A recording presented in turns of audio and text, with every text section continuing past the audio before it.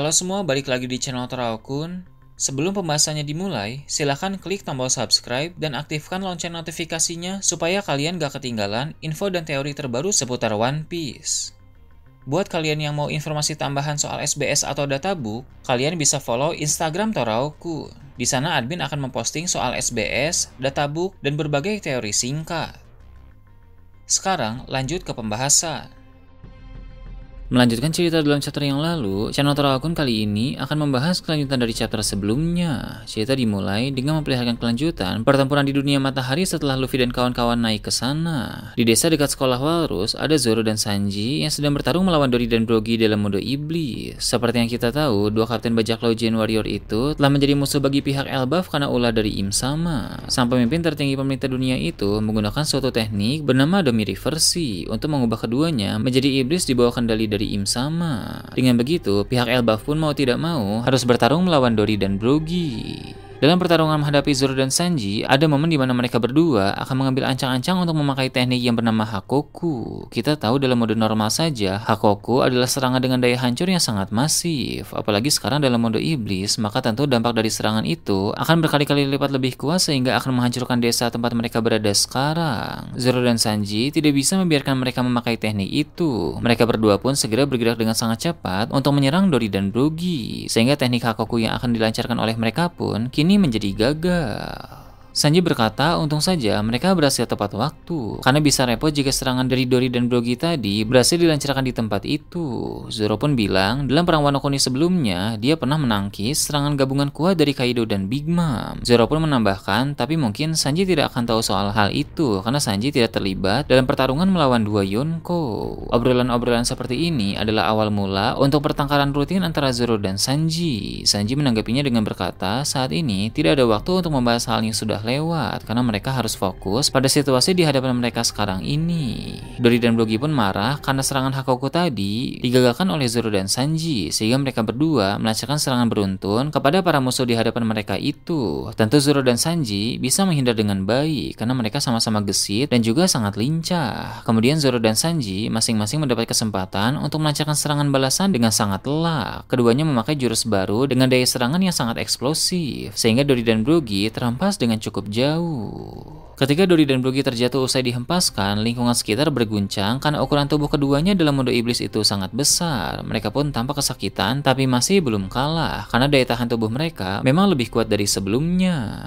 Saat ini mereka berdua sedang berusaha untuk bangkit lagi agar bisa bertarung kembali. Dalam mode iblis ini, Dory dan Brogy memang mengalami peningkatan kekuatan yang sangat signifikan, tapi mereka tidak stabil secara mental dan juga emosi. Jadi keduanya hanya bisa mengandalkan serangan-serangan kuat, tapi minim dalam segi taktik, sehingga Zoro dan Sanji bisa menjadi lebih unggul daripada Dory dan Brogy itu. Dalam sebuah pertarungan, memang bukan hanya kekuatan saja yang bisa mereka andalkan, tapi battle IQ juga sangat penting untuk meningkatkan presentase kemenangan. Zoro dan Sanji pun segera bergegas ke tempat di mana Dory dan Brogy terhempas tadi, karena mereka tidak mau menunggu dua raksasa itu dalam keadaan yang siap untuk bertarung lagi. Mereka ingin langsung menyerang ketika Dory dan Brogy masih berusaha bangun agar tidak terlalu merepotkan. Namun, banyak monster mimpi buruk yang menghalangi jalan mereka berdua. Zoro pun bertanya kepada Sanji berapa monster yang bisa dia kalahkan dalam waktu yang terbilang singkat. Dengan penuh percaya diri, Sanji bilang dia bisa saja mengalahkan mereka semua. Zoro pun berkata dia juga sama, sehingga lebih baik mereka berlomba saja untuk melihat siapa yang bisa menumbangkan lebih banyak monster mimpi buruk. Lagi-lagi fokus mereka teralihkan karena kompetisi di antara keduanya, sehingga mereka malah fokus mengalahkan banyak monster mimpi buruk di sana. Di kejauhan, ada Killingham yang sedang bertarung melawan para kru bajak laut berjerami yang lain. Sang Sari Suci itu pun bisa melihat Zoro dan Sanji mulai mengalahkan banyak monster mimpi buruk dengan mudah. Dia lalu tersenyum dan berkata, kalahkan saja sebanyak yang mereka mau, karena nanti dia bisa membangkitkan para monster mimpi buruk itu kembali. Seperti yang sudah admin Toraokun bahas sebelumnya, Killingham pernah berkata bahwa para monster mimpi buruk tersebut tidak mengenal konsep kematian, sebab sejatinya mereka bukanlah makhluk dari dunia ini, melainkan berasal dari alam mimpi yang termanifestasi menjadi wujud nyata. Maka Killingham bisa dengan sesuka hati membangkitkan mereka kapan saja, walau para monster itu sudah dikalahkan dan dihancurkan sekalipun. Kekuatan Killingham ini benar-benar sangat luar biasa. Jika saja Im Sama tidak merasuki tubuh Gunko, Killingham adalah yang paling merepotkan di antara tiga Ksatria Suci yang datang ke Pulau Elbaf. Namun karena kini Im Sama merasuki tubuh Gunko, tentu Gunko yang dirasuki oleh Im Sama itulah yang paling merepotkan di sana.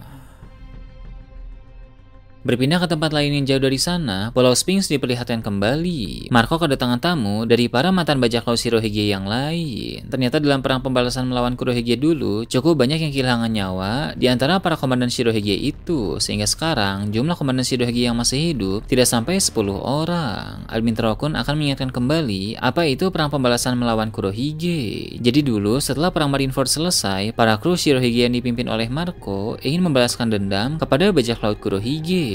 Mereka pun bentrok di suatu pulau dan pada akhirnya bajak laut Kurohige lah yang keluar sebagai pemenang. Setelah momen itulah Kurohige mulai diakui sebagai Yonko, menggantikan Shirohige yang sudah mati dalam perang Marineford. Rupanya di sini terungkap bahwa bajak laut Kurohige tidak hanya sekadar mengalahkan para kru Shirohige saja, tapi ada beberapa kru juga yang terbunuh dalam pertempuran itu. Tentu para komandan terkuat dalam bajak laut Shirohige seperti Vista dan Jozu berhasil bertahan hidup. Di sini pun terlihat bahwa mereka berdua mendatangi Marco yang sedang berada di Pulau Sphinx. Mereka di sana berbicara tentang banyak hal, dimulai dari perang Wano yang menghilangkan nyawa Izo. Mereka sedih dengan kabar kematiannya itu, tapi di sisi lain juga ada kelegaan sebab Izo mati sebagai seorang samurai pemberani yang melindungi negerinya dalam sebuah perang. Mereka tahu bahwa untuk para samurai kematian semacam itu adalah hal yang sangat membanggakan, apalagi yang dilawan pada saat itu adalah Yonko Kaido, sosok yang diakui sebagai makhluk terkuat.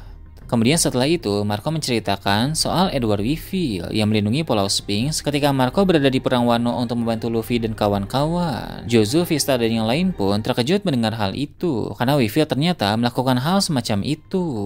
Namun, setelah beberapa saat Weevil unggul dari Angkatan Laut, pasukan Angkatan Laut itu memanggil Admiral Ryokugyu. Ryokugyu pun datang ke Pulau Sphinx dan langsung mengalahkan Weevil di sana, sehingga Weevil pun ditangkap dan dijebloskan ke penjara Impel Down level 6. Mereka lalu mulai bertanya-tanya apakah Weevil memang anak kandung dari Shirohige atau bukan. Marco bilang ibunya sangat yakin dengan hal itu, tapi apakah itu benar atau tidak, Marco sendiri juga tidak bisa memastikannya. Dari fisik Edward Weevil yang sangat berbeda dari Shirohige, menurut admin Terokun, Weevil ini sepertinya bukan anak kandung dari Shirohige, melainkan hanyalah klon dari Shirohige. Sama seperti Stussy yang merupakan klon dari Miss Bakin. Hanya saja bedanya, Stussy merupakan klon sempurna dari Miss Bakin, sedangkan Edward Weevil merupakan klon Shirohige yang gagal, sehingga dari segi fisik pun terlihat sangat berbeda jauh. Kemudian Vista mulai membicarakan sesuatu yang sangat menarik. Dia bilang dalam perjalanan tadi dia sempat menerima kabar dari seorang kenalan bahwa katanya saat ini sedang terjadi perang besar antara bajak laut Akagami melawan bajak laut Kurohige yang terjadi di markas Kurohige yaitu Pulau Hachinosu. Bahkan Angkatan Laut pun terlibat dalam pertempuran di sana. Hal itu tentu membuat Marco langsung merasa terkejut. Marco bilang dia sangat berharap bajak laut Akagami bisa menang. Begitu juga dengan para mantan komandan Shirohige yang lain, mereka juga mengharapkan bajak laut Akagami lah yang keluar sebagai pemenang. Vista lalu berkata, walau ada seseorang yang tidak dia sukai di sana, tapi tentu dia juga berharap bajak laut Akagami lah yang menang. Seseorang yang Vista tidak sukai itu kemungkinan besar merujuk kepada Yasop, sebab dalam databook Blue Deep dikonfirmasi bahwa ada semacam permasalahan yang pernah terjadi di antara keduanya pada masa lalu. Walau dalam databook tersebut tidak dijelaskan secara detail apa permasalahan mereka berdua, tapi permasalahan antara Yasop dan Vista itu sangat menarik untuk diketahui.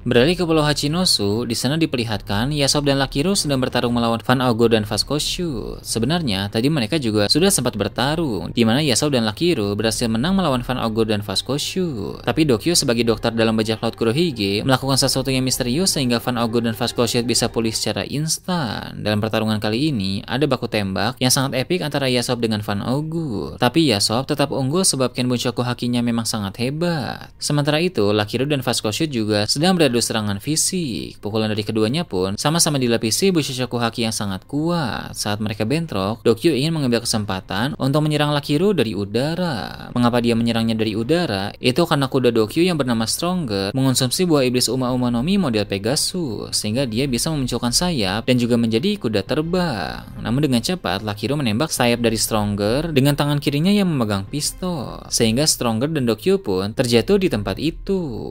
Jadi dengan tangan kanan, Lakiru bentrok dengan Vasco Shoot, lalu dengan tangan kiri, dia menembak jatuh Stronger dan Dokyo yang sedang berada di udara. Kemampuan Lakiru sebagai salah satu kru terkuat dalam bajak laut Akagami memang luar biasa. Dia mampu bertarung dengan teknik yang unik dan juga battle IQ yang sangat baik. Tak jauh dari sana, ada Ben Beckman yang bentrok dengan Kuzan dan Kizaru dalam pertarungan Battle Royale. Seperti yang telah Admin Terokun bahas sebelumnya, dalam Battle Royale itu, Ben Beckman tiba-tiba mengeluarkan haki yang besar sebagai persiapan untuk melancarkan serangan yang sangat kuat. Kali ini, dia pun akan memulai sebuah serangan. Ben Beckman menembak 2 kali, yang satu terarah kepada Kuzan dan yang satu lagi terarah kepada Kizaru. Kedua peluru itu pun dialiri dengan haki yang sangat besar dari Ben Beckman. Ketika peluru tersebut telah mendekati Kuzan dan Kizaru, haki yang dialiri di sana pun terpancar dengan sangat kuat, sehingga terjadi ledakan haki yang menimbulkan efek petir hitam besar. Kuzan dan Kizaru pun sama-sama terhempas jauh. Jadi yang menyakiti mereka bukan peluru itu, melainkan ledakan haki besar yang Ben Beckman salurkan dan keluarkan melalui peluru tersebut. Memang Kuzan dan Kizaru masih belum kalah, tapi keduanya tampak kesakitan dan juga terluka karena serangan haki tadi. Tenaga Ben Beckman memang cukup terkuras usai menggunakan serangan haki yang besar seperti itu, tapi teknik tersebut memang sangat berdampak di tubuh kedua musuhnya.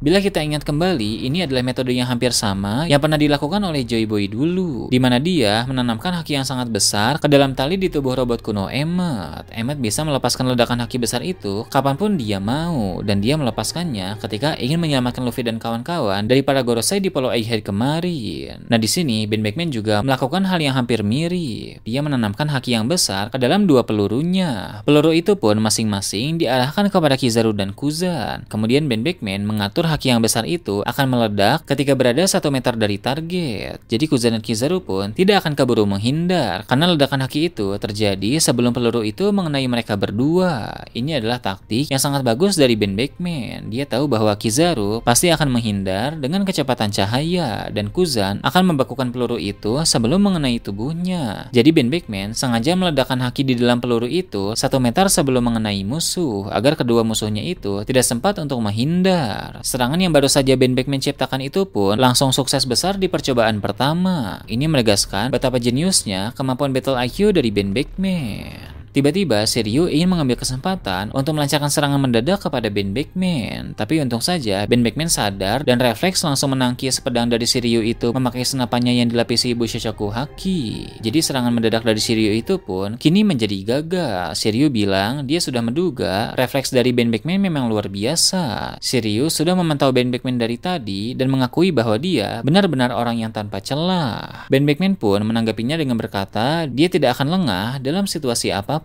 Jadi jangan harap bisa melancarkan serangan mendadak kepadanya seperti tadi. Nah, itu tadi berbagai hal menarik pada chapter 1152.